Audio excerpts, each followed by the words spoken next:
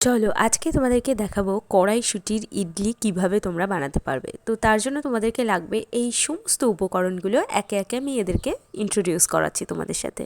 এই শীতে এদের ইন্ট্রোডাকশন প্রত্যেকটা বাড়িতেই হচ্ছে। তো দেখো এখানে গাজর, কড়াইশুঁটি, গ্রিন চিলি, রসুন, ধনেপাতা, আর এদিকে হচ্ছে লাগছে বেকিং পাউডার। এর জায়গায় ইনোও নিতে পারো।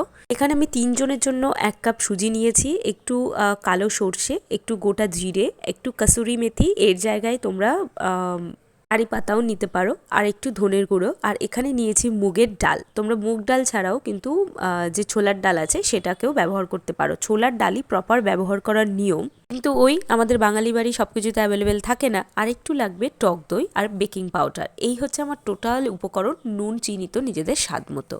এখানে আমি 3 জনের জন্য বানাচ্ছি, তাই 1 কাপ সুজি আমি প্রথমে নিয়ে নিলাম। এরপর 2 চামচ টক দই, একদম প্যাকেটের আমুলের যে টক দই রয়েছে সেই টক দই ব্যবহার করেছি। আলাদা করে কোনো উপকরণ কিন্তু আমি নেইনি।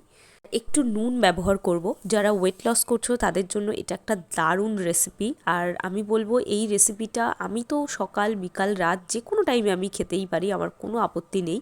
আর এখানে দেখতেই পাচ্ছ আমি অল্প অল্প করে একটু জল অ্যাড করছি, কারণ সুজিটা যত জল দেবে তত সুজি ফুলবে, ফুলে মোটা হবে।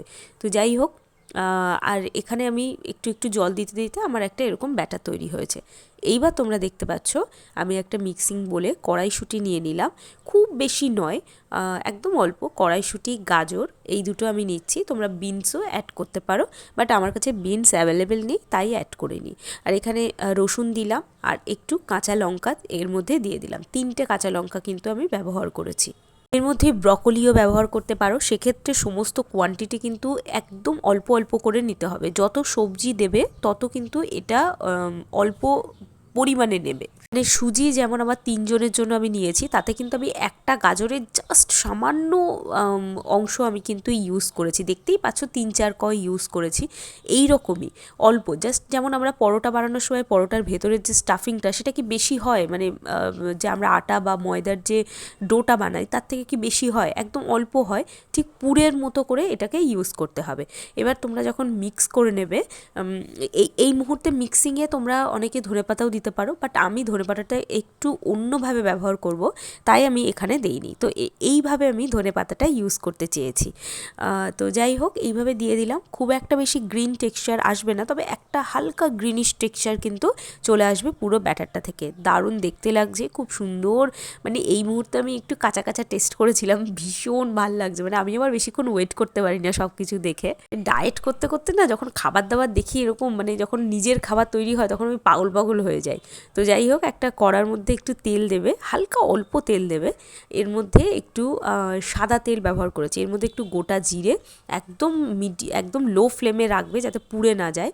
একটু এ কালো সর্ষে, এখানে আমি কাসুরি মেথি ব্যবহার করেছি, কারণ আমার বাড়ির পাশে কোথাও আমি কারি পাতা খুঁজে পাইনি।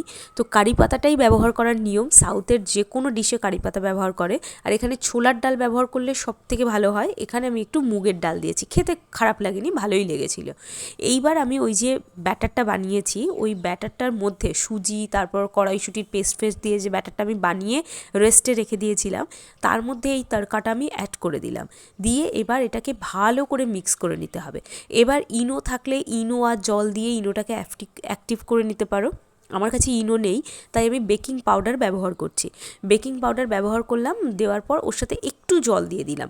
দিয়ে এবার জিনিসটাকে জাস্ট 1 থেকে 2 মিনিট একটু যখন অ্যাড করবে, মাখাবে, তখন দেখবে একদম ফুলে উঠেছে পুরো ব্যাটারটা, হালকা করে ফুলছে আস্তে আস্তে। তো এই মুহূর্তে আর দেরি করা যাবে না। আমি রেসিপিটা দুভাবে বেক করে দেখাবো। একটা বাটির মধ্যে আমি একটু অয়েল ব্রাশ করে নিলাম। এইভাবেও তোমরা গ্যাসের ওভেনে, যাদের মাইক্রো ওভেন নেই তারা ইউজ করতে পারো, আর যাদের মাইক্রো ওভেন আছে তাদের জন্যও আমি দেবো। খুব বেশি বাটি ভর্তি করে ব্যাটার দেবে না, একদম মিডিয়াম রাখবে, যাতে এটা ফুলে যখন বড় হবে তখন এটা যেন বেরিয়ে না যায়। তো এইবার একটা গামলায় জল গরম করতে দিয়েছি, তারপরে এই ছিদ্র ছিদ্র যে গামলাগুলো আছে এইটার মধ্যে ওই একটা বাটিই আমার যাবে। তো সেই জন্য বাটিটা আমি দিয়ে দিলাম, দিয়ে ঢাকা দিয়ে দিলাম। আর এদিকে মাইক্রো ওভেনে আমি দিয়ে দিচ্ছি একটা সেরামিকের বাটিতে করে, সেম প্রসেস। আর এখানে আমি টাইম সেট করেছিলাম প্রায় 3.5 মিনিট মতো, 3 মিনিট 22 সেকেন্ড 26 সেকেন্ড অবধি দিয়েছিলাম। কিন্তু তোমরা এখানে 2 মিনিটের মধ্যেই দেখবে তৈরি হয়ে যাবে। এটা আমি যেটা ওভেনে বানিয়েছি সেটা দেখতে পাচ্ছ, একটা কাঠি বা চামচের পেছন দিকটা দিয়ে একটু দেখবে যে কিছু লেগে আসছে কিনা। যদি লেগে আসে তাহলে ভাববে কাঁচা আছে, যদি না লেগে আসে তাহলে ভাববে এটা একদম রেডি হয়ে গেছে।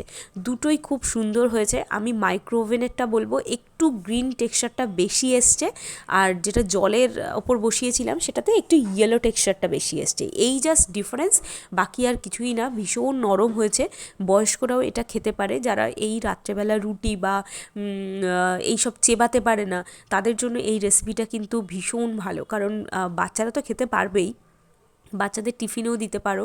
এটা পুরোপুরি তোমাদের কার্বোহাইড্রেট ফ্রি একটা খাবার, আর যে কার্বোহাইড্রেটটা এখানে রয়েছে ইউজ হয়, কার্বোহাইড্রেট তো প্রত্যেকটা জিনিসেই থাকে, সেটা কিন্তু গুড কার্বোহাইড্রেট, তো এটা খাওয়াই যায়। আর দেখো, এরকম সুন্দর সুন্দর রেসিপি পেতে হলে আমার চ্যানেলটাকে সাবস্ক্রাইব করে রাখতে হবে। আর দেখা হচ্ছে তোমাদের সাথে একটা নেক্সট ব্লগে। আজকের মতো এই অবধি।